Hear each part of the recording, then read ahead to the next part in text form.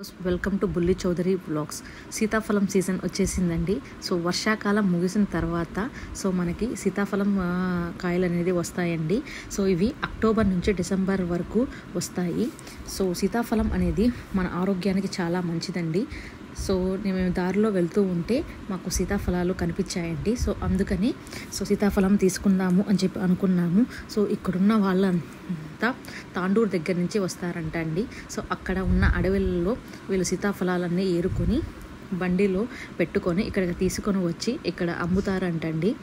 సీతాఫలం యొక్క బెనిఫిట్స్ తెలుసుకుందామండి. సో దీంట్లో చాలా రకాల vitamins, minerals and high fiber content ఉంటుంది అండి.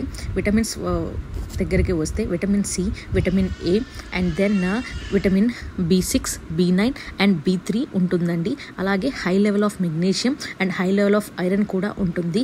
సో విటమిన్ సి వల్ల మన యొక్క హెయిర్, స్కిన్ అండ్ దెన్ మన ఇమ్యూన్ సిస్టమ్ కూడా చాలా బాగా ఉంటుందండి. సో మనకి ఎటువంటి ఇన్ఫెక్షన్స్ రాకుండా కూడా కాపాడుతూ ఉంటుంది. సో అలాగే మన హార్ట్కి కూడా చాలా మంచిదండి. మన బ్లడ్ ప్రెషర్ అనేది స్టేబుల్గా ఉంచడానికి ఉపయోగపడుతుంది.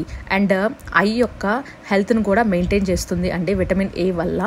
And then B6, B9, B3 and magnesium and ఇట్లాంటి వాటి వల్ల కూడా మనకి ఇన్ఫర్మేషన్స్ ఇట్లాంటి ఏం జరగకుండా కూడా ఉంటుంది. ఇన్ని బెనిఫిట్స్ ఉన్నప్పుడు ఖచ్చితంగా సీతాఫలం అనేది తినాలి కదండి. సో మేమైతే తీసేసుకున్నాము. సో ఇప్పుడు మీ వంతు. సో మా వారు ఇప్పుడు టేస్ట్ చేస్తున్నారండి. ఎలా ఉంది సీతాఫలం అని అడిగితే చాలా బాగుంది అని చెప్పి అంటున్నారు. సో మేమైతే ఎంజాయ్ చేస్తున్నాము. ప్లీజ్